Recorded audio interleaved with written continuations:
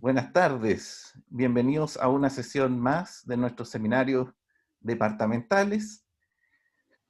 Hoy tenemos algo muy especial, ¿cierto? El fantástico sitio de El Olivar, nos van a hablar de eso, pero para ayudarnos a conocer a nuestra invitada tenemos a Victoria Castro, profesora emérita de la FACSO, la Facultad de Ciencias Sociales, así que le dejo la palabra a ella para que ella nos presente a nuestra invitada de hoy, Paola González. Hola, buenas tardes. Es un honor para mí presentar a mi colega y querida exalumna también, eh, Paola González Carvajal, quien obtuvo su título de arqueóloga y también de licenciada en Ciencias Jurídicas y Sociales entre el año 95 Arqueología y 2001 su título de abogado, ambos en la Universidad de Chile. Destaco yo estos dos hitos, aunque podría empezar mucho antes, cuando ella era estudiante y una excelente estudiante, pero los menciono estos dos hitos esenciales porque de algún modo la carrera profesional de Paola y su quehacer académico desde entonces ha sido incansable en trabajar estas dos vertientes. Por una parte, su interés por la sociedad, cultura y arte del pueblo diaguita e inca, y su defensa de los derechos indígenas. Ella ha sido investigadora Fondesit de varios proyectos en arqueología desde el año 95 y posee una experiencia muy sólida en derecho ambiental e indígena. Se ha dedicado a eso, tanto en la docencia como en asesorías privadas en temas ambientales y también patrimoniales. Teniendo como eje estos dos ámbitos disciplinarios, estos dos campos disciplinarios, Paola ha publicado más de una treintena de manuscritos de sus especialidades, entre artículos y libros. Yo quiero destacar uno de sus libros, dos de sus libros en realidad, Arte, Cultura y Cultura diaguita Chilena, Simetría, Simbolismo e Identidad, que fue publicado en 2013, y también destacar Alfarería del sitio arqueológico El Olivar, Memoria renacida a partir de sus fragmentos, que publica el 2019 con su partner en arqueología, la arqueóloga Francisca Gili. Mencionar eso porque de algún modo sintetiza, ¿no es cierto?, da más acceso, etcétera, que su cantidad de artículos especializados, presentaciones a congresos, etc. En los últimos años, Paola, a través del análisis muy depurado sobre los diseños diaguita, en donde la simetría juega un rol fundamental, está postulando un novedoso vínculo, asociación de larga duración de esta sociedad en su época prehispánica con el mundo chipivo de la selva amazónica, hipótesis sobre la que ha escrito en un particular artículo titulado La tradición de arte chamánico chipivo-conivo de la Amazonía peruana y su relación con la cultura diaguita chilena.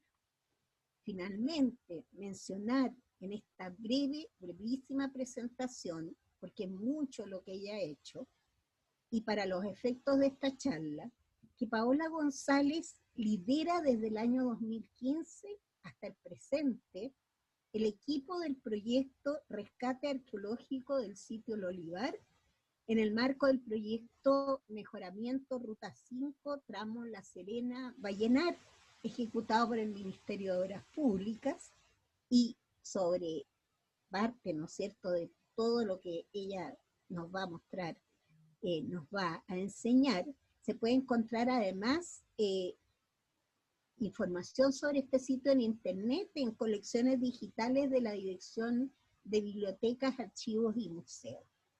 Bueno, yo no tengo más en este momento que dejarlos con Paola y agradecerles, ¿no es cierto?, el honor de haberla presentado.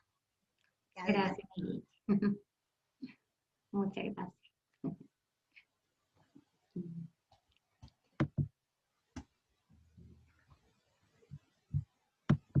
Muchas gracias, Victoria.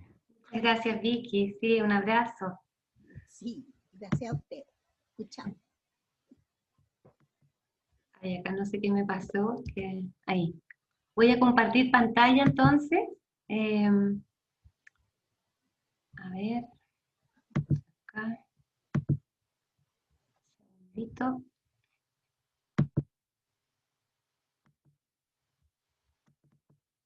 ¿Ahí la ven bien? Sí, ¿Y me escuchan bien también? todo en orden. Ya, voy a ponerlo en modo presentación. Bueno, antes de comenzar, quiero agradecer mucho al Departamento de Biología de la Universidad de Chile por invitarme a compartir con ustedes los resultados, o las reflexiones más bien, ¿ah? ¿Qué resultados? Porque los resultados están en camino todavía de producirse una gran cantidad de ellos en cuanto a la investigación del sitio del Olivar. Pero en esta ocasión quiero referirme específicamente, ¿no es cierto?, a los aspectos vinculados con la ritualidad funeraria del sitio del Olivar, ¿no es cierto? Básicamente ahondando en los temas de chamanismo, arte visual e ideología. La cultura diaguita se desarrolló, ¿no es cierto?, en el norte semiárido chileno, en los distintos valles transversales que la conforman, caracterizándose por el desarrollo de un arte extraordinariamente complejo, ¿no es cierto?, hermoso, caracterizado por un empleo muy diestro de la iconografía cerámica de tipo simétrico, que lentamente ha ido develándonos su contenido, ¿no es cierto?, su sentido y su función. En cuanto a la organización social de estas comunidades, Andrés Troncoso ha planteado, ¿no es cierto?, que se trata de grupos locales a baja escala, ¿no es cierto?, caseríos autónomos, que no tendrían una administración central supracomunal. Las comunidades diaguitas se van asentando a lo largo de los valles del norte semiárido, sin alterarlo mayormente, ¿no es cierto? Eso es muy interesante, que en nuestra territorio diaguita, la escala a nivel de familia extensa, ¿no es cierto?, con patrón nucleado disperso, es algo que los caracteriza, ¿no? No estamos acostumbrados a ver grandes aglomeraciones de asentamientos, eso es uno de los rasgos que destacan también en el sitio del Olivar, que por primera vez vemos un espacio físico, un asentamiento humano, relativamente con un grado mayor de nucleamiento poblacional y que se mantuvo por varios siglos, desde el inicio de la cultura diaguita hasta la llegada de los incas. Bueno, y en esta oportunidad quiero conversar con ustedes acerca de uno de los aspectos más inacibles de la arqueología, porque como ustedes saben, nosotros no trabajamos con documentos escritos, no tenemos, muy pocas veces contamos con crónicas, y específicamente en el área del Norte Chico estas virtualmente no existen, un par de páginas mencionando estas comunidades. Entonces a nosotros nos hablan los objetos, los artefactos, los cuerpos humanos, las relaciones entre ellos. Y en esta ponencia quiero ahondar específicamente en esto que es más inacible, ¿no es cierto?, que tiene que ver con los aspectos ideacionales, simbólicos, y cómo el arte visual está operando para darnos pistas acerca de cómo entenderlo, ¿no es cierto?, de cómo profundizar en esta arena que aparentemente es difícil de descubrir o de comprender. En el fondo estamos viendo en el Olivar un despliegue, ¿no es cierto?, de objetos y de personas concretas, una comunidad que se mantuvo en un mismo lugar por varios siglos, y que nos va a permitir en el fondo concretizar muchas cosas que ya veníamos intuyendo a partir del arte visual. Un paso necesario antes de comenzar a ahondar en estas materias es cambiar un poquito nuestra manera de comprender el mundo, ¿no es cierto?, heredada de Occidente, y a tratar de entender un poco más profundamente cómo conciben el universo, cómo están, ¿no es cierto?, acercándose a la experiencia humana de la existencia, los pueblos amerindios. Hay que tener presente, ¿no es cierto?, que tanto en el presente etnográfico como en el pasado prehispánico, y tanto en los Andes como en las tierras bajas de la Amazonía, el mundo, la cosmovisión de estos pueblos está integrada por una multiplicidad de seres que cuentan con una intencionalidad, ¿no es cierto? Se difuminan muchas veces las fronteras entre sujetos y objetos. Ahí, por ejemplo, vemos un entierro de una adolescente prácticamente cobijada, ¿no es cierto?, por un gran camélido. Esto es de los periodos iniciales del desarrollo dieguita, que le llamamos complejo cultural Las Ánimas. Entonces, mi finalidad acá es acercarnos un poco a estas materialidades, pero con una óptica más cercana a lo que ya sabemos de los pueblos amerindios, ¿no es cierto?, de la manera de concebir el mundo tan particular, de ser y estar en el mundo. Un elemento importante que nos va a permitir discriminar, ¿no es cierto?, los hallazgos del sitio del Olivar, es algo que nos había estado pegado por mucho tiempo, porque la arqueología diaguita, si bien contaba en forma previa al descubrimiento del olivar con una gran cantidad de piezas cerámicas y de otras creaciones muy hermosas, estas carecían de contexto. ¿Eso qué significa? Que no había referencia de si estaba asociado a un hombre, a una mujer. Prácticamente lo único que lográbamos saber era la localidad donde fue encontrada. Entonces eso cierra muchas posibilidades interpretativas. En el olivar, en cambio, accedemos a un ámbito muy importante para la arqueología, que está dado por el tema de las prácticas sociales, ¿no es cierto? Se trata de identificar instancias creativas, ¿no es cierto?, en el tiempo y en el espacio, en las cuales los procesos sociales de cambio han ocurrido. Y en ese sentido me apoyo un poco en Pauquetá, que nos indica que los procesos generativos de cambio se despliegan en acciones y representaciones a microescala. La historia, dice este autor, está conformada por el modo en que todas las personas encarnan sus tradiciones, cómo actúan y cómo se representan a sí mismos.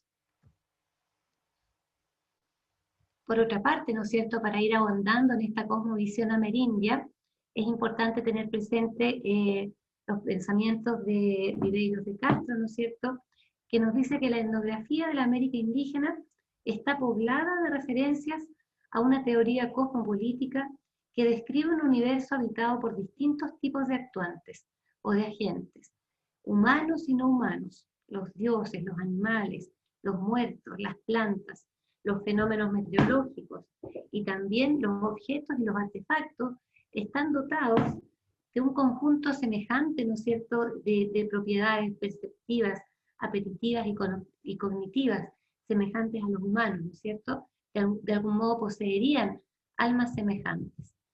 Eso ya nos sitúa a nosotros con una perspectiva, digamos, de alerta frente a muchas de las evidencias materiales que vamos en el fondo a explorar en esta presentación en relación a la ritualidad funeraria del sitio del olivar. Respecto a esta perspectiva, ¿no es cierto?, innovadora que plantea Ribeiro de Castro y muchos otros autores, ¿no es cierto?, ha generado un verdadero revolución, por así decirlo, un nuevo paradigma ontológico en la manera en que la arqueología y la antropología se acercan a la comprensión de los pueblos amerindios, ¿no es cierto?, donde estas perspectivas animistas han ganado mucho terreno al ir aumentándose el conocimiento de la manera de pensar y de sentir el mundo de poblaciones principalmente amazónicas, pero también andinas, ¿no es cierto?, de nuestro cono suramericano. Entonces, mi primer indicio respecto a esta manera diferente de ser en el mundo y de percibir la cultura material vino para mí desde el arte visual. Yo he planteado en trabajos anteriores, ¿no es cierto?, que este arte visual dieguita tiene una vinculación con otras tradiciones de arte chamánico sudamericano, que es un poco lo que les adelantaba un poco Victoria. Acá, ¿no es cierto?, yo he planteado vinculaciones con el pueblo Shipibo-Conibo, por razones de tipo contextual y también por características intrínsecas de este arte visual. En cuanto a los aspectos contextuales, ¿no es cierto?, tenemos la coincidencia en el consumo de alucinógenos, en la elaboración de vasijas antropomorfas, en la asociación de su arte visual a un alter ego animal, en este caso felino, ¿no es cierto?, y también las propiedades intrínsecas de este arte visual, que tiene muchas cualidades semejantes al arte óptico, ¿no es cierto? Se trata de elaboraciones de una muy compleja simetría, ¿no es cierto?, en que se usan varios conjuntos de principios simétricos simultáneamente. Esto produce unas creaciones que están siempre jugando con nuestra percepción, con nuestra visualización, ¿no es cierto? Tienen una suerte de movimiento o vibración, ¿no es cierto?, propiedades cinéticas, producen una atracción hipnótica, cuentan con una gran variabilidad, o sea, prácticamente, pese a que son ligeramente semejantes entre una obra y otra, no encuentras nunca una igual a la siguiente, ¿no es cierto?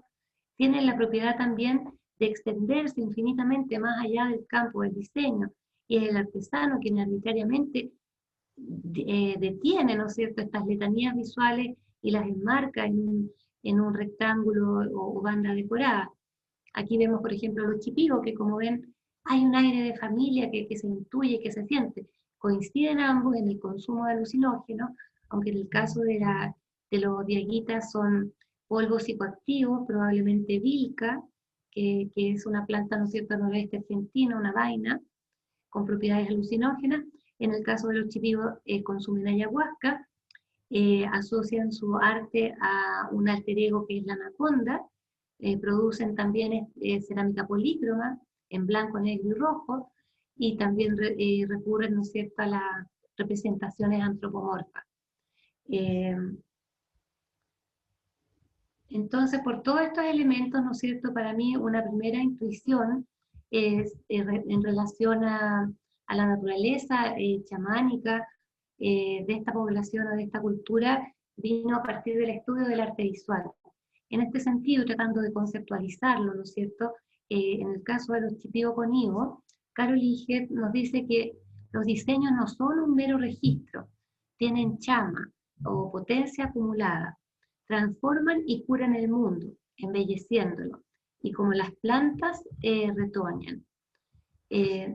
Entonces, a partir de estos desarrollos, ¿no es cierto?, de este conocimiento gradual que se ha tenido de esta tradición de arte chamánico expresado en este arte visual abstracto y simétrico, ¿no es cierto?, podemos preguntarnos cuál es entonces la función del arte diaguita, ¿no es cierto?, un poco empleando para la respuesta un cierto conocimiento que ya tenemos de cómo es entendido este arte visual en poblaciones amazónicas.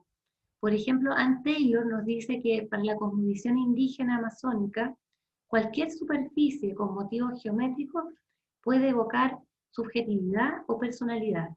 Incluso las pinturas mismas pueden ser tratadas como personas. Y da una idea muy interesante. Ella nos dice que la pintura abstracta en los grupos amazónicos está destinada a la representación de seres sobrenaturales, ¿no es cierto?, muy poderosos. Son una suerte de corporalizaciones de estos seres y tienen un gran poder sanador. Entonces, algo muy interesante es que estas representaciones, aparentemente tan herméticas, ¿no es cierto?, no serían iconofóbicas, sino que todo lo contrario, es este esfuerzo cultural por asir, ¿no es cierto?, por retener a estas entidades que son percibidas en el trance alucinógeno. Ahora, no todos los pueblos amerindios que consumen alucinógenos llegan a estos grandes derroteros, ¿no es cierto?, estos grandes avances en arte visual. Una vez teniendo este detonante, ¿no es cierto?, de las visiones producidas en estados de trance, realmente tiene que desarrollarse un conocimiento, una estrategia cognitiva mucho más fina, una suerte de geometría ancestral para lograr alcanzar estos umbrales, ¿no es cierto?, que lo hacen equivalente a, por ejemplo, a obras maestras del arte islámico, del arte celta. Y una cosa muy interesante es que el arte visual en este contexto, ¿no es cierto?, estas tradiciones de arte chamánico, fusionan ámbitos que en nuestra cultura occidental se encuentran totalmente segmentados. O sea, son obras mágico-religiosas. Es por una parte sagrado, es una suerte de medicina, o sea, sana, y además estamos trabajando con principios elaborados, estéticos, muy importantes. Entonces, arte, ciencia, religión, en la percepción de los pueblos que pertenecen a esta tradición, son una sola y misma cosa. Me gustaría detenerme también un poco en las reflexiones de Alfred Gell, antropólogo, en su obra Agencia del Arte, ¿no es cierto?, que nos dice que el mundo es cubierto con objetos decorados porque la decoración resulta esencial para la funcionalidad psicológica de los mismos. Son relevantes para su función social, ¿no es cierto? A través de la práctica, entonces, los seres humanos transforman la naturaleza y en este proceso se transforman a sí mismos también. O sea, volvemos a esta relación, a esta frontera difusa entre objetos y sujetos, ¿no es cierto? El ser humano, al crear esta decoración, al hacerla circular, al darle un rol social, es también a su vez modificado por ella, ¿no? Entonces es muy importante detenernos en este apego entre personas y cosas que está siendo mediatizado por la decoración. ¿Mm? En este mismo sentido, ¿no es cierto?, este autor nos habla de las tecnologías de encantamiento, refiriéndose, ¿no es cierto?, al arte del pueblo, bueno, polinésico, pero en el fondo, las tecnologías de encantamiento, ¿qué son? Cuando uno ve estas obras, ¿no es cierto?, de difícil comprensión, que vibran, ¿no es cierto?, que nos engañan, que generan ilusiones ópticas, quedan en nuestra mente como un asunto pendiente, ¿no es cierto? Uno dice, bueno, pero se mueve, pero yo sé que no es posible que se mueva. Entonces, esto genera una cautivación y una relación en el tiempo con esta obra artística, ¿no es cierto? Quedan en nuestra retina como un asunto pendiente. Y eso explicaría, ¿no es cierto?, esta suerte de adhesividad cognitiva y este poder, en el fondo, que refuerza su rol social en esta sociedad en específico, ¿no? Por otra parte, otro aspecto muy interesante, antes de empezar a hablar de los hallazgos directamente del olivar, que me interesa que comprendamos todos respecto a este tipo de arte visual, ¿no es cierto?, se refiere a cómo se vincula también con estas formas de entender el mundo de tipo chamánico y perspectivista, ¿no es cierto?, que nos decía Ribeiro de Castro que hay una suerte de transformabilidad en que las esencias, digamos, de la personalidad pueden trasladarse de objetos a personas, de personas a animales, ¿no es cierto? Entonces, de acuerdo a la antropóloga Else Lagrue, este mismo principio de transformabilidad, ¿no es cierto?, de las formas, también estaría siendo recogido en estas obras simétricas abstractas, ¿no es cierto?, que están presentes en muchos otros pueblos con diseño, así entre comillas, como se llaman muchas veces a sí mismos en el mundo etnográfico, pueblos con diseño, ¿no? Por ejemplo, los caduveos le dijeron a Lévi-Strauss que, porque ellos dedicaban horas y horas a pintar y a desarrollar estas configuraciones, sin preocuparse de su familia, ni del alimento, ¿no es cierto? Entonces Lévi-Strauss le preguntó, bueno, ¿por qué hacen esto? Y ellos le dijeron, hay que estar pintado para ser hombre. Entonces, estos pueblos con diseño, que son bastante más abundantes de lo que uno estima en un inicio, ¿no es cierto?, han sido estudiados, bueno, específicamente los Cachinagua, por la antropóloga Else Lagrue, y ella se detiene un poco en esta propiedad de visión en positivo o negativo de estos diseños. Por ejemplo, lo que estamos viendo ahora, ustedes hay un juego permanente entre figura y fondo, ¿no es cierto? Por un momento vemos un enrejado, por un momento vemos unas pequeñas figuritas negras que se trasladan, ¿no? Entonces lo que ella nos dice es que se trata de técnicas perspectivistas, en el sentido de Ribeiro de Castro, propias de una ontología en que la transformabilidad de las formas y de los cuerpos ocupa un lugar central. Un ser humano puede esconderse en un cuerpo humano y viceversa.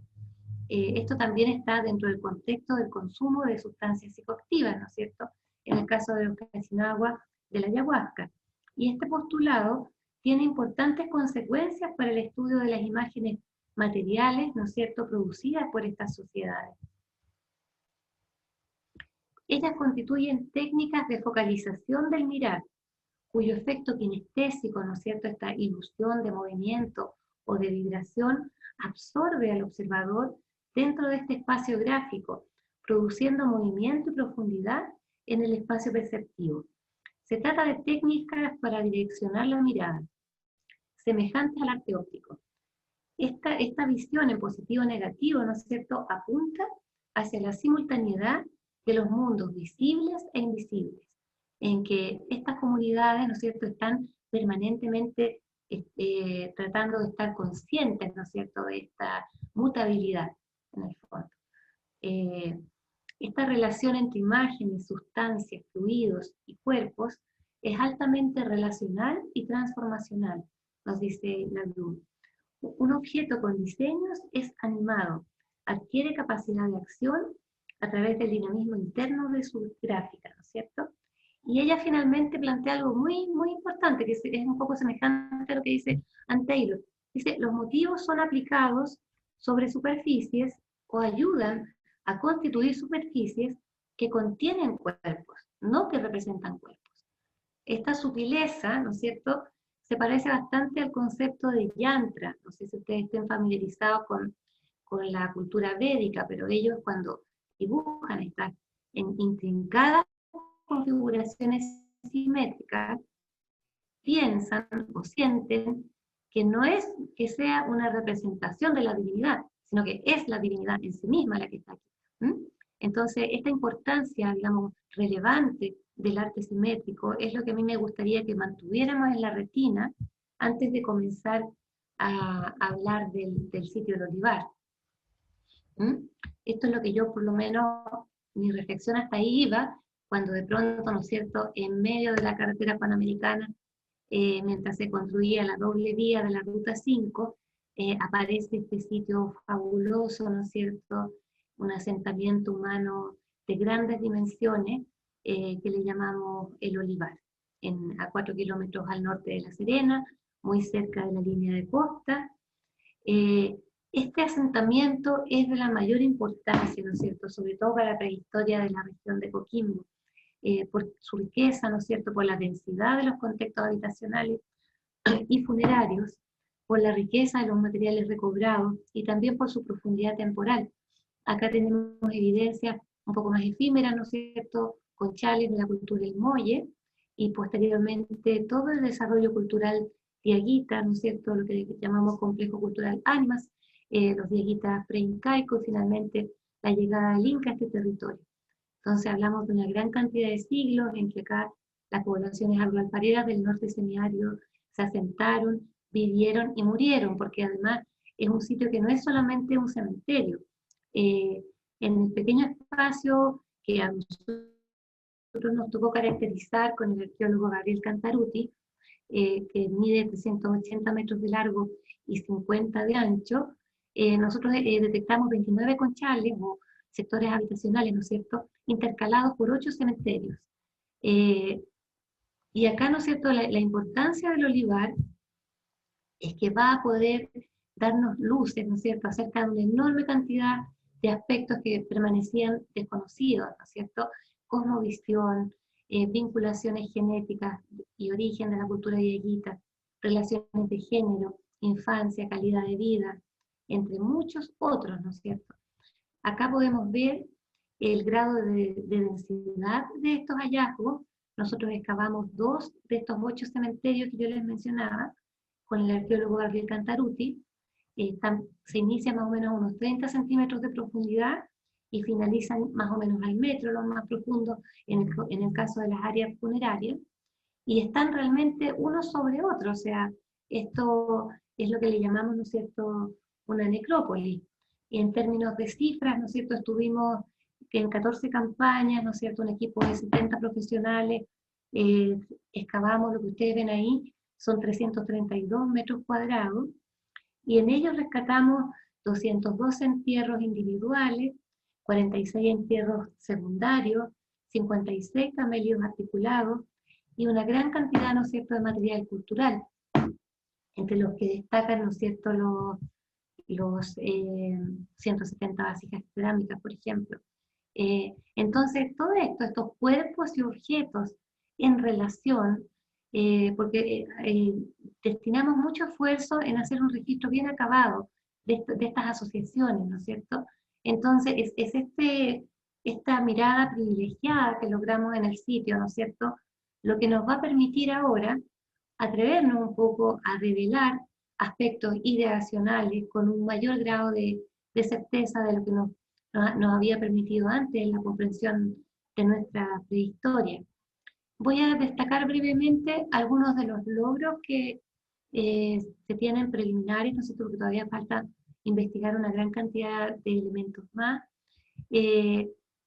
Lo primero que descubrimos con Gabriel Cantarutti es que las fases que habían sido definidas, ¿no es cierto?, el complejo cultural Ánimas como integrando un periodo medio que iría entre 700 y 900 después de Cristo, para luego venir las fases 1, 2 y 3 de la cultura diaguita, ¿no es cierto?, que abarcaría del 900 al 1536. Toda esta cosa tan ordenada, al menos en el olivar, no se nos da.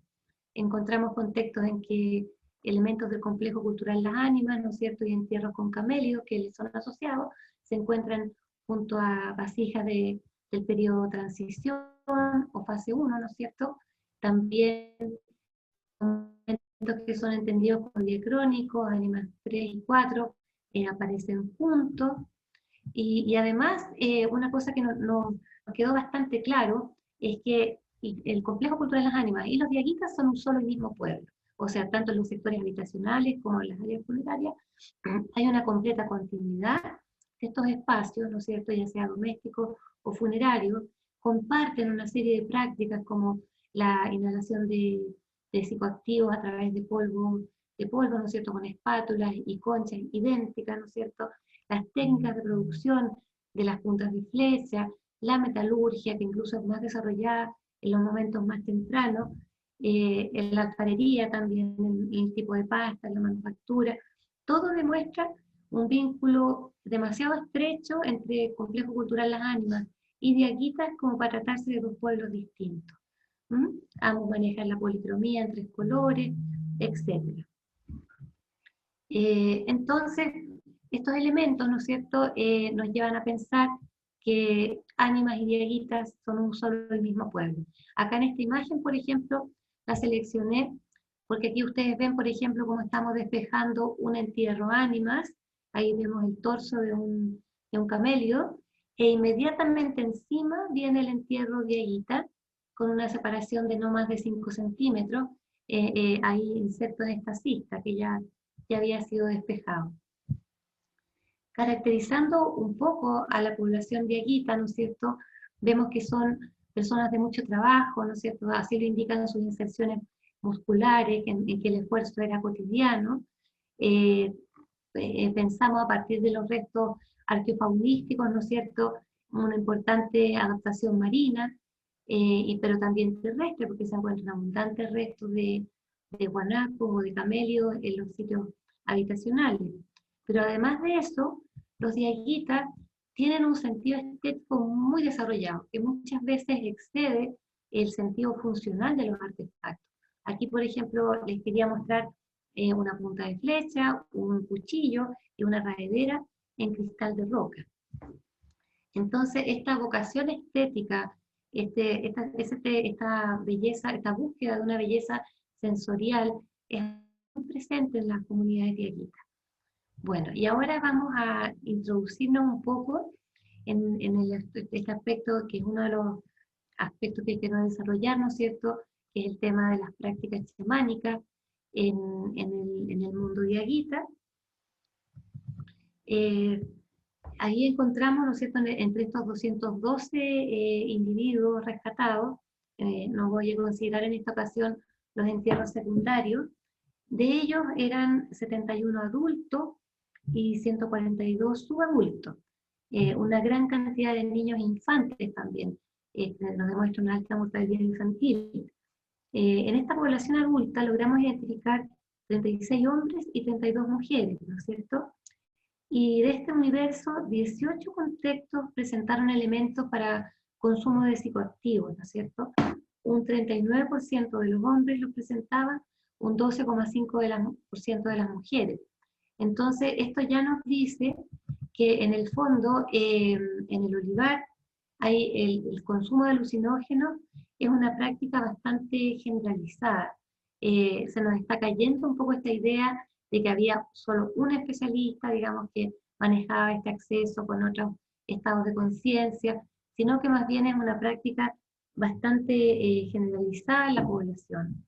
Viveros de Castro también nos dice, ¿no es cierto?, que el chamanismo amerindio se puede definir como la habilidad que manifiestan algunos individuos para atravesar las barreras corporales entre las especies y para adoptar la perspectiva de sus subjetividades específicas.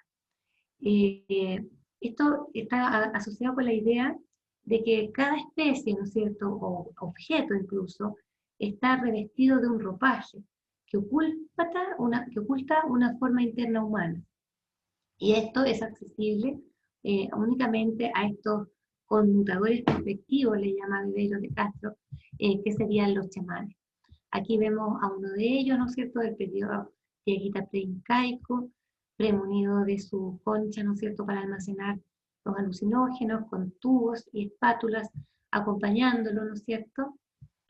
Y ahora vamos a hacer un recorrido un poco para que ustedes vean, porque no tenemos tiempo para verlos todos, pero al menos algunos de los casos más emblemáticos de personas, ¿no es cierto?, asociadas a consumo de alucinógenos.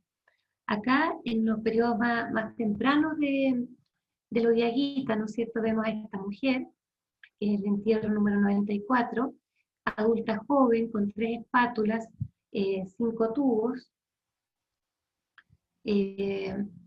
También ella tenía argolla o anillo, anzuelo, un uso parafuncional de la dentadura, o sea, la estaban utilizando como instrumento de trabajo, un desarrollo muscular muy marcado, y ahora ya estamos recibiendo los primeros fechados radiocarbónicos para el sitio.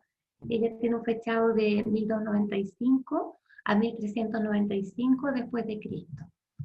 Ahí vemos más en detalle su ajuar, ¿no es cierto?, los tubos que la acompañaban, los elementos de metal y las espátulas que formaban parte de su ajuar. Este individuo también, mujer, el entierro 182, también es de gran interés. Ella es una mujer adulta, joven, que estaba acompañada de 2 camelios, que ustedes pueden ver ahí, en posición simétrica, y una serie de elementos. Bueno, estas vasijas también que son muy interesantes porque es la primera vez que estamos viendo estas formas cerámicas novedosas en la herbología diaguita en compañía de camelios articulados, ¿no? Entonces, vemos como en este periodo temprano, en este momento inicial de la cultura diaguita, ya vienen estas comunidades acompañadas de estas vasijas antropomorfas. Incluso una de ellas, acá no se distingue muy bien, pero presenta el patrón onda de rasgos muy toscos todavía. Ella también estaba acompañada de estos torteros, ¿no es cierto?, y de espátulas para consumir alucinógenos. Cuanto a los hombres del periodo temprano, también es bastante abundante, como yo les adelantaba, que estén enterrados con elementos de consumo de alucinógenos. Se repite mucho la presencia de estas cuentas de malaquita, que yo creo que cumplen alguna función simbólica, sin duda, porque es un continuo de aquí hasta los periodos diaguita-incaico, la presencia asociada también a elementos de consumo de alucinógenos. Acá también esta persona, este varón, tenía exostosis auditiva, que es producto de nadar o bucear en aguas frías, y tiene un fechado de 1315 a 1425 después de Cristo. Y esto también nos crea un problema interpretativo bastante interesante que queremos abordarlo más en detalle con Gabriel, en que todo lo que se entendía como periodo medio está resultando ser a partir de estos pesados de radiocarbono bastante más tardío que lo esperado. Acá vemos otro contexto de otro varón, donde están además las pinzas, nuevamente las cuentas de malaquita, y elementos de espátulas para consumo de alucinógenos. También acá seguimos avanzando más o menos en el tiempo, ¿no es cierto?, en lo que entendemos como dieguita preincaico, con su contexto, ¿no es cierto?, sus conchas y sus elementos para consumo de alucinógenos. Acá podemos ver también, ¿no es cierto?, el arte visual, cómo va gradualmente complejizándose y vamos empezando a ver esta estandarización en la forma cerámica. Aquí también vemos distintos personajes, ¿no es cierto?, del sitio de Olivar con elementos de consumo de alucinógenos. Me detendré un poco más en este hombre, ¿no es cierto?, acompañado de 3 espátulas, cuya iconografía guarda cierta relación con lo que se ve en las tabletas de San Pedro de Atacama, evidenciando también relaciones, ¿no es cierto?, con el Norte Grande. Acá, muy interesantemente, en el sector inferior, vemos la mandíbula de un cánido, y no es algo aislado que encontremos en elementos animales, digamos, asociados a los entierros. Hasta esta falange de camello articulada, las cuentas de malaquita, ya en periodos más tardíos, y acá una mandíbula de un roedor, y de un cánido. Acá. En la fase de Aguita Inca se mantiene también muchos de los elementos que venimos observando desde las etapas más tempranas. Este contexto es muy hermoso de un hombre joven acompañado de espátulas, de un cristal prismático también, que en otros contextos de chamanismo sudamericano es usual también el empleo de cristales por parte de los chamanes, con vasijas que en el fondo aparentarían ser más tempranas, pero que tienen el motivo ajedrezado, que es propio del periodo incaico, y esta pinza que también está presente desde periodo mucho más temprano. En este caso, ¿no es cierto?, destaca también la asociación de esta persona a 2 elementos animales, una mandíbula de nutria y un ave articulada, localizada muy cerca de su sepultura. Bueno, y como vemos, o como veremos más bien, el chamanismo se encuentra muy ligado a una visión de mundo animista, que hemos tenido la posibilidad de comprobar en los hallazgos del sitio de Olivar. Entonces vamos a conversar un poco ahora sobre prácticas mortuorias e ideología. Cómo las comunidades diaguitas construyen relaciones sociales con el mundo material en el ámbito de la muerte. En este sentido, una idea esencial, en mi opinión, es el concepto de mediación. Resulta evidente al observar las ofrendas que ciertos lugares, cosas o personas son pensadas como manteniéndose en comunicación incluso después de su separación física. Acá vemos el entierro, ¿no es cierto?, de un niño de pocos meses, ¿no es cierto?, acompañado de lo que fuera un pez. Ahí vemos el esqueleto del pez en uno de los extremos y una punta de flecha. Los objetos comprometen nuestras emociones y evocan recuerdos, ideas y significados, dándoles a ellos una vida social. En el olivar, ¿no es cierto?, cada entierro se constituye como un microcosmos particular, con algunas constantes, atendiendo al periodo cronológico al que pertenece, pero en el que predomina una sutil individualidad. Destacamos los entierros de humanos en asociación a grandes camélidos, articulados, probablemente llamas, ¿no es cierto? Se trata de cuidadosas construcciones, ¿no es cierto?, donde nada es dejado al azar. Son verdaderos escenarios con encuadres bastante plásticos, donde la localización y las relaciones entre elementos se definen con antelación. Pareciera que no hubo lugar para la improvisación. Apreciamos un conjunto de relaciones corporales y materiales que construyen misteriosos mensajes, en los que sugerimos la belleza actúa como un agente que interpela y media con la muerte.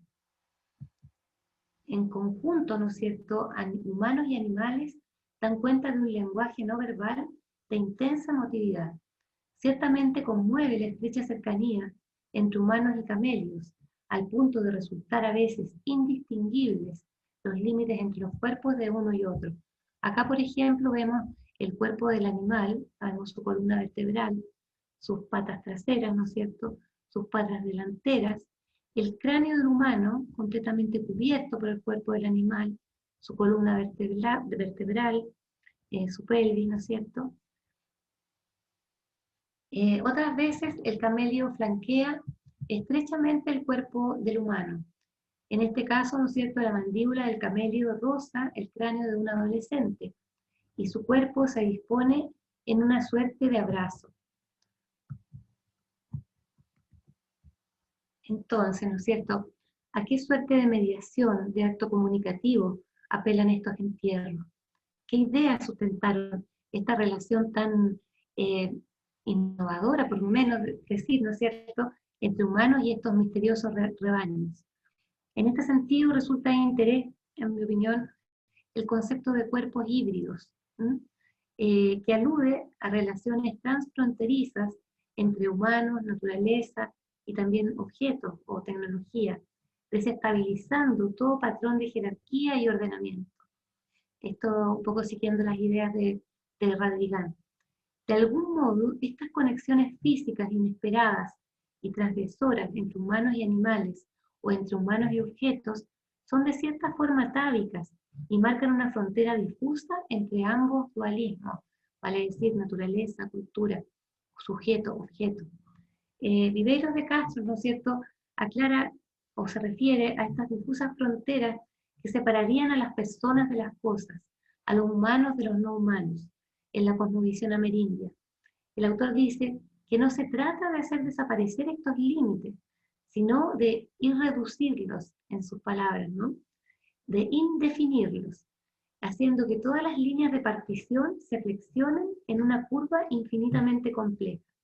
No se trata de borrar los contornos, sino, según el autor, de plegarlos, de densificarlos, de iridizarlos y de difractarlos. Eso es bien interesante, ¿no es cierto? Otra estrategia en que yo encuentro que está operando la belleza, que está también la simetría penetrando en este ámbito mortuorio, ¿no es cierto?, de humanos y animales. Aquí vemos, por ejemplo, un músico con una flauta de huesos ensamblada, muy semejante a las flautas actuales de los bailes chinos, flanqueado por dos camelios en simetría. Los camelios también rotan. Acá vemos otro ejemplo, ¿no es cierto?, donde el cuerpo del animal está en un sentido, ¿cierto?, con la mirada hacia un sector, acompañando a un niño, y en el sector de abajo, otro animal gira o rota y cuida, ¿no es cierto?, a otro niño pequeño. Note que la ofrenda está puesta en el camelio, no en los humanos. Un poco jugar con la simetría también en el ámbito mortuorio. Lo que les decía, o sea, frecuentemente la ofrenda está en el animal, no en el humano. Entonces, en mi opinión, este despliegue, ¿no es cierto?, de estos camelios, de alguna suerte están actuando como actos comunicativos, un intercambio de fuerzas sobrenaturales, ya sea con la Pachamama o con las entidades sagradas. Otro elemento, ¿no es cierto?, que también nos habla de estas nociones perspectivistas por parte de estas comunidades, está dada por el empleo de vasijas antropomorfas. Acá vemos también una vasija bastante original, ya en el momento temprano en que todavía existía el entierro de camelios, ¿no es cierto?, acompañando el entierro de un niño. Entonces vemos que los rituales andinos están organizados bajo el concepto de que las cosas han tenido una relación anterior o evocan similaridades con otros lugares, cosas o personas. La cultura material, ¿no es cierto?, es al mismo tiempo funcional y también significativa. Y esto le da una poderosa agencia en este conjunto de relaciones, ¿no es cierto?, entre humanos y artefactos. Acá también me parece muy interesante detenernos en este tipo de ofrenda que se detectó en niños lactantes, que son vasijas con forma de pecho femenino, en que están puestas muy cerca del del infante fallecido, y que nos demuestra este grado de fineza, de ternura, y esta complicidad un poco con el mundo material, al punto de estar indexando ante el niño muerto la presencia de la madre, ¿no? Va a ser muy interesante cuando hagamos análisis químico saber, ¿no es cierto?, si el contenido de esta vasija pudiera también encontrarnos con algún tipo de leche materna. Entonces, esta interdependencia expresa la idea de consumo mutuo, donde la gente, los lugares animados y las cosas de los Andes se alimentan y se nutren unos de otros. El animismo es una ontología que tiene su centro en la simple filosofía de que la gente tiene relaciones sociales interdependientes con el mundo material. Es muy frecuente, ¿no es cierto?, en el mundo andino, que no separar el medio ambiente natural del medio ambiente espiritual. Para ellos, ¿no es cierto?, animales, personas, son todos parte de una naturaleza viva, sienten y respiran. La Pachamama, los apus, los lagos, las rocas, los brotes, las cosas animadas e inanimadas necesitan alimento, bebida, amor y consideración. Acá también quiero referirme a otro elemento que podría hablarnos un poco de estas concepciones animistas, que es el sacrificio de objetos. Es muy frecuente en los entierros encontrar vasijas, ya sea con un orificio, como el que vemos ahí, en que esta olla, ¿no es cierto?, pierde su vida útil y es ofrendada en compañía de una persona muerta, o bien también el quiebre ritual de cerámica, que lo encontramos tanto en compañía de difuntos como también en forma aislada. De acuerdo a Mauss, ¿no es cierto?, se trataría de consagraciones multiplicadas, con destrucción de una parte de los objetos, que comunicarían, ¿no es cierto?, de alguna manera una especie de analogía entre la destrucción de la vida de la persona y la destrucción de la vida útil de estos elementos. También este quiebre ritual de cerámica se ha descrito en el caso de Pacheta, ¿no es cierto?, que están propiciando viajes de larga distancia y de alguna manera ofrendándolo a las deidades tutelares. Ahí vemos, ¿no es cierto?, distintos acercamientos a esta práctica de sacrificio de objetos. Sin duda, ¿no es cierto?, en estos casos, en mi opinión, nos encontramos frente a lo que Axel Nielsen define como un gesto ritual. Él dice, la describe como una acción que marca ciertos lugares, momentos y objetos, indicando la presencia de una interacción con seres no humanos. Los autores consideran, o sea, me refiero a Nielsen y su acompañante, ¿no es cierto?, en la publicación de 2017, consideran que estas son agencias trascendentales, ¿no es cierto?, que están vinculadas con el ámbito ritual. Lo vemos también en la destrucción de hachas, un caso que observamos acá. Otro elemento también de mucho interés que detectamos en el sitio es el empleo de piedras huacas, que son piedras de formas caprichosas que estaban normalmente en compañía de sepulturas de niños. Ahí la vemos, por ejemplo, este es un entierro de periodo incaico. Aquí también vemos esta piedra que fue evidentemente pulida y trabajada y que también estaba localizada muy cerca de la sepultura de un niño. Ahí podemos verlo en perspectiva mayor para que se vea la cercanía. Bueno, en el caso también. Entonces, en general, ¿no es cierto?, las evidencias del olivar nos muestra que las fronteras entre objetos y sujetos se difuminan. A través de estas evidencias materiales se evidencia esta cosmovisión animista, ¿no es cierto?, y este conjunto de relaciones entre objetos materiales y humanos le generan a estos objetos una suerte de agencia, ¿no es cierto?, y deshace esta frontera entre naturaleza y cultura. Debemos entender estos lugares como cosas y entidades sintientes que tienen el poder de actuar e influir en la vida comunitaria.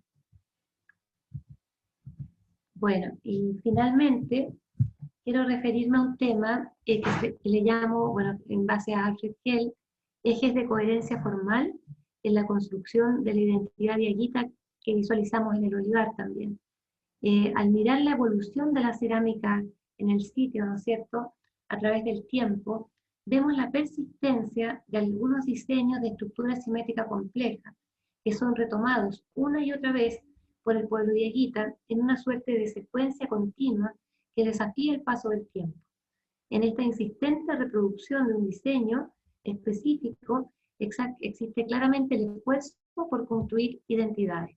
Acá, por ejemplo, vemos esta versión bien rudimentaria del patrón Ondas, lamentablemente es con pintura fugitiva, pero ya vamos a ver un fragmento que muestra esta continuidad. Este dibujo en blanco y negro, ¿no es cierto?, es una parte de la iconografía mojocoya, que es un pueblo que comparte muchos elementos con estas poblaciones tempranas, como el uso de urnas, de campanillas, de metal. Sus fechados son del 0 al 600 después de Cristo, o sea, bastante anteriores al inicio de la cultura dieguita. Sin embargo, en estos momentos tempranos de los dieguitas, lo que está llegando es precisamente este patrón onda, muy semejante a lo visto en Mojocoya. Y luego es retomado, mientras avanza la cultura dieguita en el tiempo, una y otra vez, ¿no es cierto?, hasta llegar a manifestaciones ya muy complejas, muy elaboradas, en tiempos de dieguita incaico. Ahí podemos ver este flujo de este patrón decorativo, ¿no es cierto?, a través del tiempo. Y en este sentido, bueno, planteo que la presencia del diseño patrón Ondas A, propio de la cultura mojocoya, que está presente en el arte visual dieguita desde su periodo dieguita inicial, apareciendo en el momento preincaico y también dieguita inca, sugiere, en el sentido dado por Hell, ¿no es cierto?, la existencia de un ordenamiento visual formal, tanto estructural como morfológico, que configura un eje de coherencia formal. Ahora, lo interesante es que ya prevenidos de toda la conversación anterior, cuando vemos estos diseños, tenemos que tener en cuenta que lo que vemos, en el fondo, es algo sumamente profundo dentro de la idiosincrasia o del sistema de creencias amerindio, ¿no es cierto? Podemos pensar, al menos como hipótesis, en estas corporalizaciones de entidades sobrenaturales, ¿no es cierto?, en estos cuerpos por sí mismos, ¿no es cierto?, deidades que son recogidas y contenidas en estos trazos. El patrón Ondas en sí mismo, ¿no es cierto?, es un patrón decorativo preincaico muy interesante, en el cual yo he detectado 12 variantes y 46 subvariantes, y se extiende masivamente en todo el territorio de Aguita hasta los sectores más recónditos. Aquí vemos algunos ejemplos, eso te demuestra, digamos, el apego o la significancia que tuvo para estas poblaciones, ¿no es cierto? Hemos dado en el olivar con un eje de coherencia formal. Se trata de memorias que son transmitidas incansablemente de generación en generación, porque ellas portarían, ¿no es cierto?, significados esenciales para su identidad. Hell nos dice, Alfred Hell, que el proceso de comprensión de la historia del arte está esencialmente emparentado al proceso de conciencia en sí mismo, el cual está marcado por una perspectiva de flujo continuo. Propone entonces ver la obra de arte como una memoria objetivada. Cada obra de arte encarna no solo la memoria del ejemplar inmediato, sino una serie acumulativa de memorias de memorias. Entonces ahí vemos, ¿no es cierto?, cómo dentro del sitio hay un elemento revestido de un hondo significado para este pueblo, para esta comunidad, que se traslada en el tiempo y que estaría construyendo, ¿no es cierto?, un eje de su identidad, expresado en el arte visual. Muchas gracias.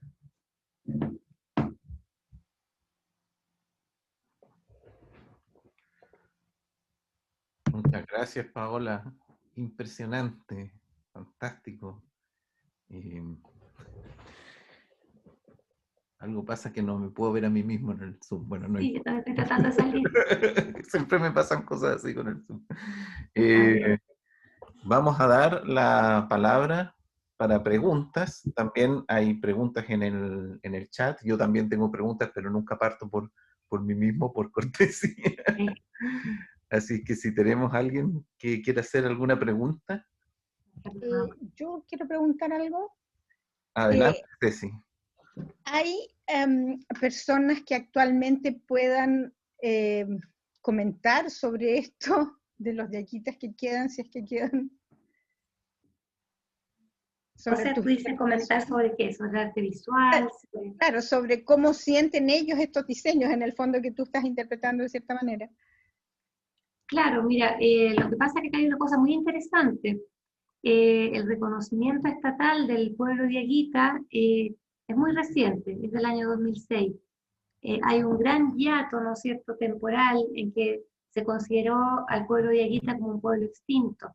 Incluso se tiene noticia de un decreto que tempranamente les prohibió a ellos expresarse a través de la iconografía simétrica, ¿no?, por una suerte de extirpación de idolatría. Entonces, es muy difícil pesquisar en el presente esta continuidad. No obstante, no es imposible. Nosotros ahora estamos por publicar un artículo con Francisca Gili, en que en los bailes chinos, que ha sido como un relicto de mantención de esta identidad indígena, tú puedes ver en las mudanzas principios simétricos semejantes a los de los patrones decorativos. Siempre en un ámbito ritual, pero ya en un contexto sincrético. Gracias. Okay. Alexander. Liliana, dale, y después Andrés. A mí me impresionó mucho esto de que a los muertos le pusieran un cadáver, supongo, de un camélido, realmente. Y yo quería preguntarte si cada vez que moría una persona en la cultura diaguita mataban a un camélido para que lo acompañara. En otras culturas son los perros, te fijas tú, los que acompañan. Claro, bueno, acá encontramos 3 cánidos en el área funeraria, pero no acompañando humanos. No, me refería a los camélidos. Sí, sí, ellos mataban al camélido cuando se moría una persona. Es que tenemos que distinguir. El entierro de camélido forma parte de un periodo más temprano de la cultura diaguita. Pero que igual ni tan temprano, porque ahora con los fechados de radiocarbono que nos están llegando de la Universidad de Oxford, estamos viendo una suerte de traslape con poblaciones más antiguas, o sea, digamos, perdón, más recientes. Todo el tema cronológico yo creo que va a recibir nuevas miradas y vamos a tener que reestructurar mucho de lo que se sentía como ya sabido hasta antes del descubrimiento del olivar. Pero bueno, la gente de este momento que se entierra con camélidos completos, ¿no es cierto? Rescatamos 56 camélidos completos, probablemente los mataban para ser ofrendados, porque en 2 casos, recuerdo, encontramos puntas de flecha en las vértebras. Perfecto. Perfecto, muy interesante tu charla, muy bonita realmente. Gracias. Ya. Andrés y después Carolina. Gracias, Alexander. Muchas gracias, Paola, por tu charla, muy interesante. Me llamó la atención la gran envergadura de este asentamiento, de este lugar. Estos lugares o estos asentamientos tan grandes serían más comunes de lo que pensamos en nuestro país o serían más bien una rareza. Y de ser así, ¿qué tendría en particular este sitio, quizá esta ubicación geográfica que concentraría este asentamiento atípico? Claro, mira, pregunto también en comparación a otras culturas precolombinas. Yo no sé si es que hay otras que también pudiesen tener estos asentamientos de esta envergadura. Claro, mira, para nosotros también fue una gran sorpresa la extensión, porque habíamos entendido siempre que los diaguitas tenían un patrón de asentamiento nucleado disperso, ¿no es cierto?, en base a familias extensas que se distribuyen en los valles transversales, pero el olivar marcó realmente un cambio, porque ahí es un punto geográfico que aproximadamente mide 35 hectáreas, ¿no? Eso no sé si lo mencioné, de la cual nosotros excavamos una pequeñísima parte. Entonces, claro, es bastante novedoso. Yo creo que podrías encontrar dentro de la prehistoria nacional otros asentamientos igual más extensos, ¿no es cierto? Hay mucha evidencia de aldeas, sobre todo en el norte grande, pero en el contexto nuestro es totalmente excepcional. Gracias. Carolina, dale nomás.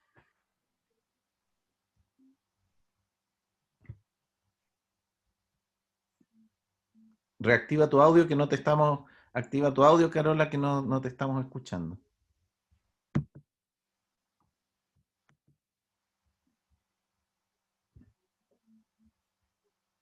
Ahora, Ahí sí. ¿me escuchas?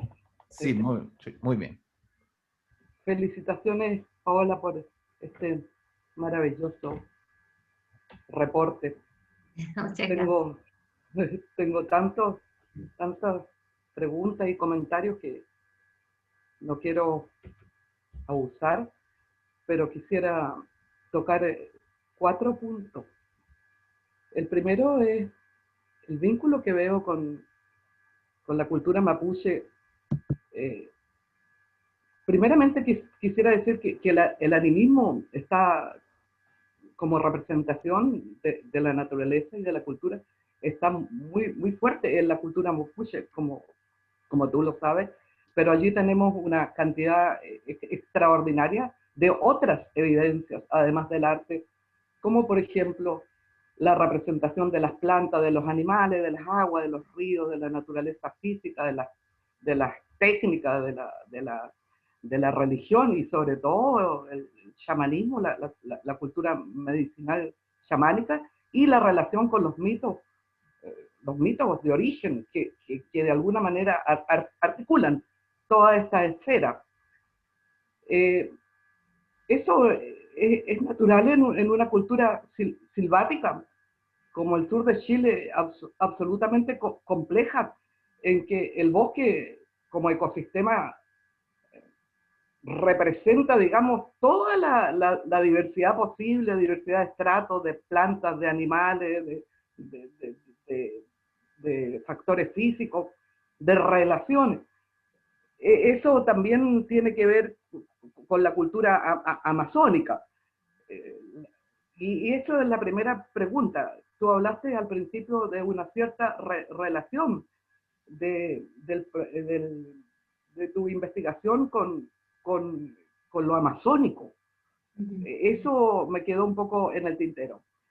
Pero lo que más quería destacar realmente es que esta representación animista de la naturaleza, que es el meollo prácticamente de todas las culturas indígenas de América, está pero magistralmente representada en el arte. Eso es lo más que me impresionó a mí, el ver cómo ese arte representa esta articulación o vinculación entre todos los elementos religiosos, naturales, humanos, expresados en el movimiento continuo, en el tiempo y espacio, funcionando dinámicamente en la indefinición de los bordes, en la transformación. Todo eso está expresado, como tú lo explicaste, magistralmente en el arte diaguita. Eso es lo más que me impresiona, es tal vez la representación más prístina de lo que es una concepción mítica, animista, del mundo, del universo. Eso me impresionó. Y también me impresionó el final, cuando tú dijiste que hay allí un proceso de conciencia, digamos, en el gestar artístico, en general, no solamente la cultura de hoy, en general, la generación del arte mismo. Hay este proceso de conciencia en que ocurre todo este movimiento que destruye los bordes, destruye los límites, destruye el esteticismo y todo lo hace dinámico en el tiempo y el espacio. Y quisiera mencionar a un artífice de esto que se llama Pablo Neruda, que para mi gusto es el poeta, el único más importante que yo conozca, o que haya leído nunca, y que está alimentado precisamente por ese ecosistema de bosque en que es increíble cómo logra penetrar en intercomunicación entre todos los elementos, estructuras, formas, colores, sabores, olores del bosque, ¿no? Eso, no sé, perdona Paola. No, te agradezco mucho. Me emocioné mucho. No, te agradezco mucho la intervención, muy, muy, muy interesante. Bueno, yo coincido contigo, claro, como logro derivar dos preguntas de tu intervención. Lo primero, el vínculo con lo amazónico, ¿no es cierto? Sí. Yo creo que sí, que yo lo he planteado con el tema de los Shipibo-Conibo, ¿no es cierto? Que gracias a un gran erudito, Tristan Platt, que cuando vio mi trabajo me sugirió leer la obra de Angélica Guibar-Sayer, y me encuentro con un pueblo que está haciendo cosas muy semejantes a lo que hacían estos viejitas prehispánicos y con un sistema de creencias totalmente vivo, ¿no es cierto? Que a mí me permitió nutrirme grandemente, digamos, de todo lo que es la percepción o el concepto de arte que hay detrás, que es algo muy bello también. Pero examinando también los antecedentes arqueológicos, llegué a la cultura mojocoya, que podría ser una suerte de ancestro común, una cultura que está en el piedemonte andino, en el sector boliviano oriental, cerca de Sucre, Chuquisaca, que tiene 500 años más antiguo que el inicio de la cultura diaguita, y que podría eventualmente haber servido de vínculo entre este desarrollo amazónico y el desarrollo diaguita chileno. Ahora lo que hay que tener presente es que los pueblos, las fronteras son nuestras, no de los pueblos. O sea, hubo una gran movilidad en el pasado, la sigue habiendo en el presente. Entonces, incluso las fronteras andino-amazónico están cada vez más volviéndose más permeables, ¿no es cierto? Ha habido mucho intercambio y mucho movimiento de personas y de objetos, ¿no es cierto?, que permiten comprender esta semejanza que tú observas en esta perspectiva amerindia, que un poco también la ha explicado Viveiros de Castro, ¿no? El perspectivismo. Eso por una parte. Y, no sé, perdóname si dejé algo olvidado, pero me puedes decir nomás.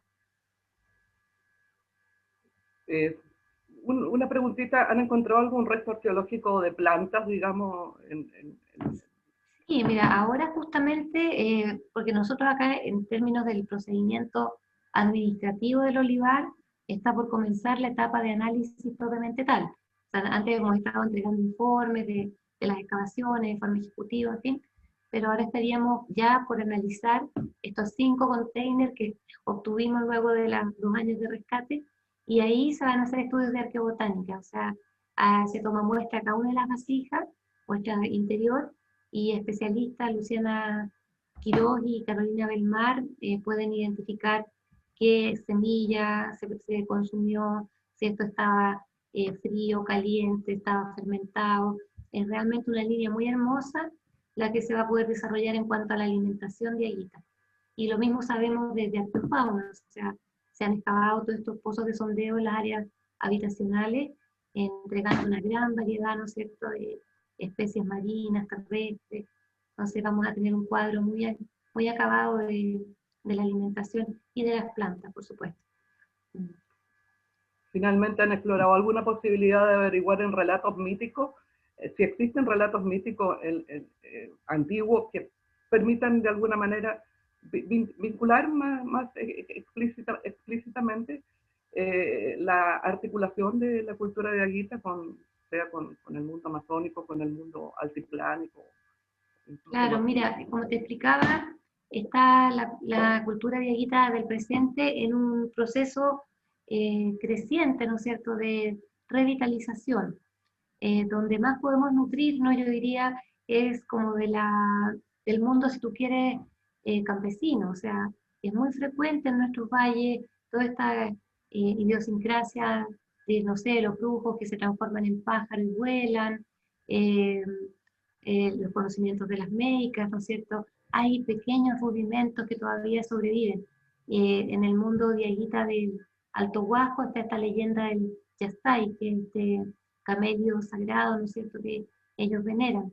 Pero estamos todavía trabajando con una punta de iceberg, ¿no? Hay mucho trabajo por hacer etnográfico para tal vez ir aumentando estos vínculos de conexión. Como te digo, por el momento uno de los grandes continuidades desde el pasado precolombino al presente, lo constituyen los bailes chinos, cuyas flautas están construidas con la misma tecnología sonora que las que encontramos en el Olivar y que otras también que se han detectado en otros sitios arqueológicos, en que la mudanza replica también muchos principios simétricos y patrones vistos en el arte visual dieguita, pero todavía hay mucho trabajo por hacer desde el punto de vista etnográfico.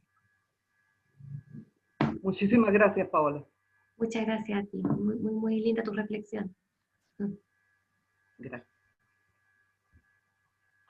Tenemos una pregunta por el chat que envió el profesor Juan Carlos Letelier. ¿Se han encontrado hornos donde se hacía esta cerámica? En el Olivar no, pero hay evidencia de hornos en otros sectores del norte chico. Okay. O sea, pero no sé si para la cerámica, más bien para fundir metales. Las técnicas actuales de elaboración cerámica no utilizan hornos, utilizan, por ejemplo, bosta de animal y madera.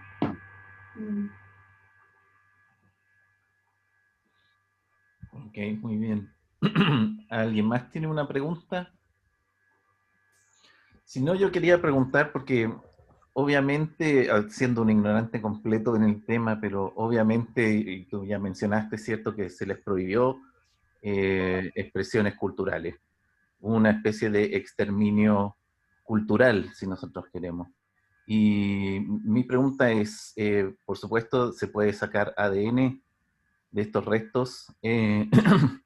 ¿Hubo genocidio, digamos, o existe bastante continuidad genética entre la gente de los hallazgos arqueológicos y sus actuales, los actuales diaguitas, los descendientes, que me imagino pueden haber varios en esa zona? En realidad, ignoro la extensión, como muchos chilenos, tenemos esta visión recibida desde los textos de colegio que nos dicen que los diaguitas son un pueblo extinguido. Entonces, esto, digamos, pese a que hay un exterminio cultural, ¿puede esto dar evidencias de continuidad genética?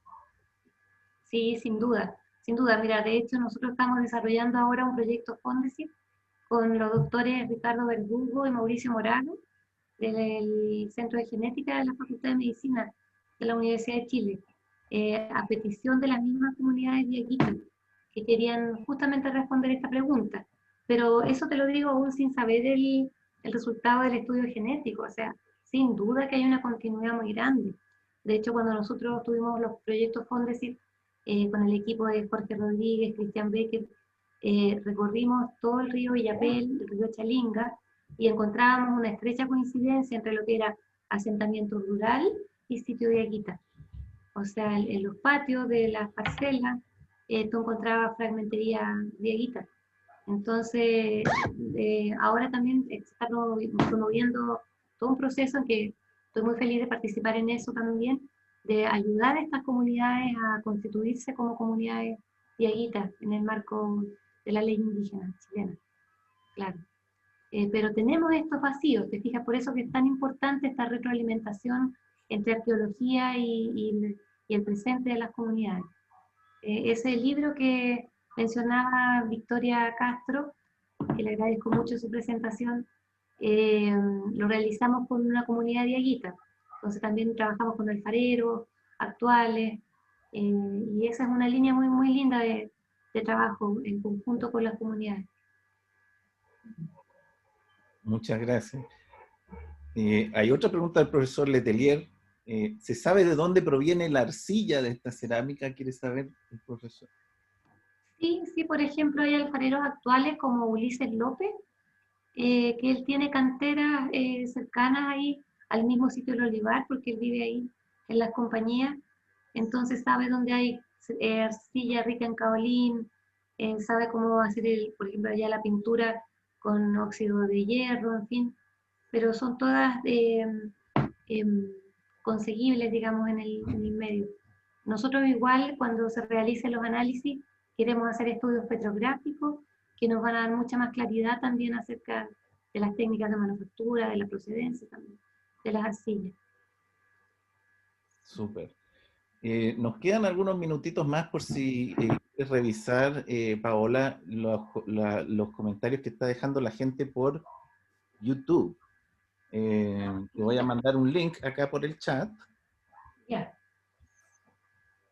Yo quiero preguntar algo. Ah, profesor Podosi. Ya, primero profesor Sí. Podosi y después nos vamos con lo que haya con lo que encontremos en el chat. Oye, yo, un comentario nomás, estoy tan triste por ser tan ignorante.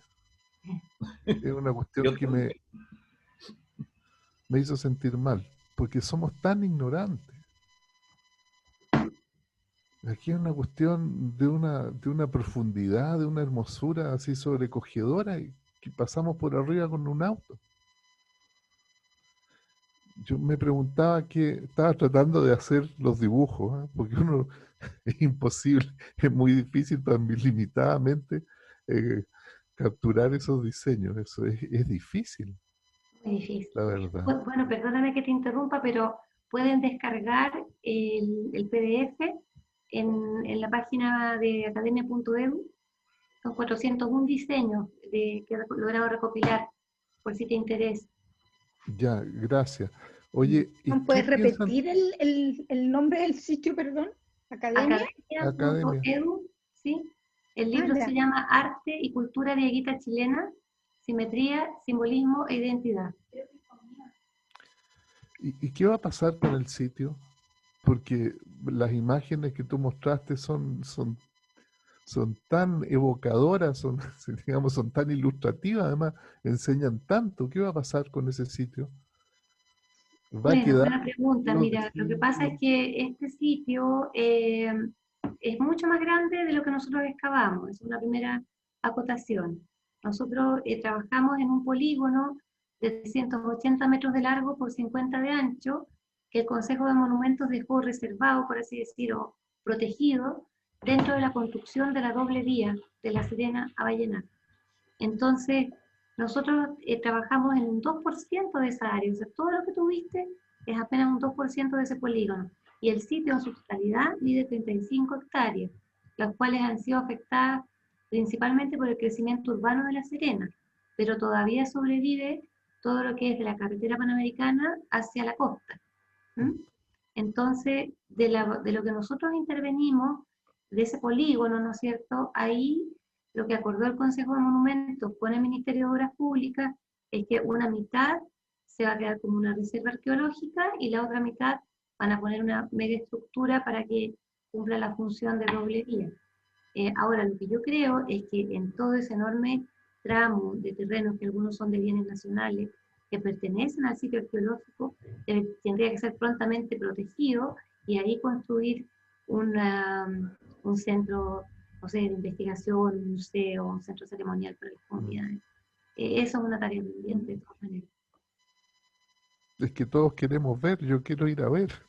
Claro, no, por supuesto, pero como te digo, estas labores de difusión son muy importantes porque el que no conoce no protege, ni le importa. Exactamente, es por eso mismo, claro.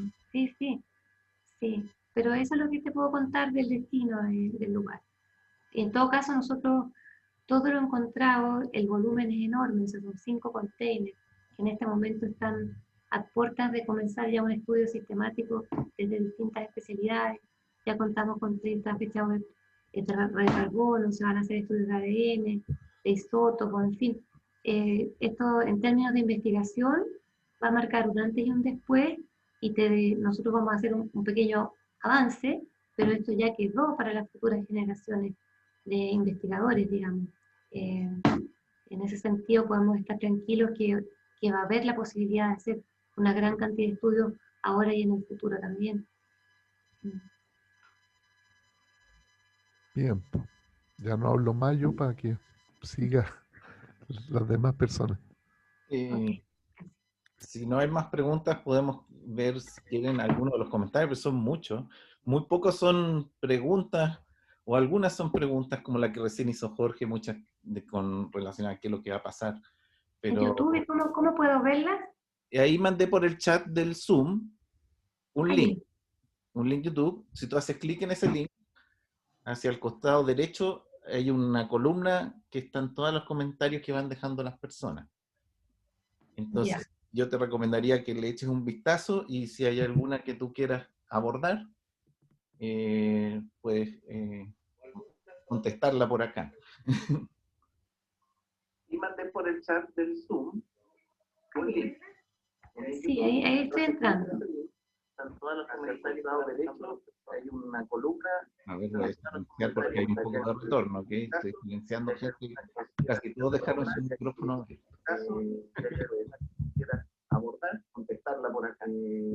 Eso es lo que se escucha, Paola, probablemente es tu YouTube. Mucho roble, ¿sabes qué? Mejor me voy a salir y tú me cuéntame si hay alguna. Ahí estoy entrando. Sí, se está repitiendo lo que se escucha en el YouTube porque hay que silenciar el YouTube. Hay que moverle. Si quieres cierrar la página de YouTube y yo te leo entonces. Es extremadamente lento, no se carga.